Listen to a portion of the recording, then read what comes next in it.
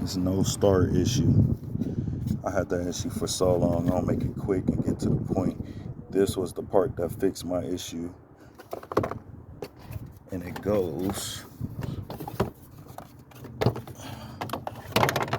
under this. Oh, I done ripped that more, huh? Oh well. It goes up under this. It's called a high, I believe it's a high pressure fuel pump. Or high flow, one of those. So you gotta take all this off.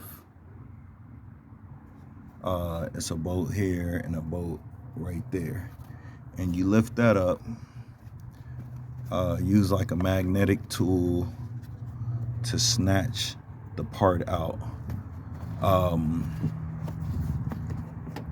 Damn, I forgot what the part was called. What is this thing called? I know this is the part number. I have to get you guys the name of the part. I'm gonna show you what it looked like. So it's this little part right here. This pumps that high pressure fuel pump. So it sits under it, the cam hits it, pumps it up.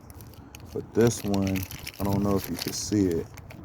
It has a little warm brown all on it, all around it. And let me see if I could cut a little light on so you can see it.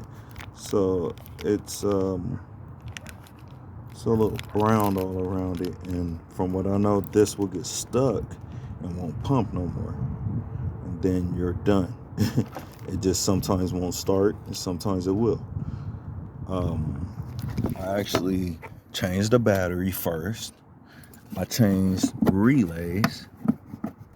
I changed that relay and that relay. And I did all this first, still had the issue.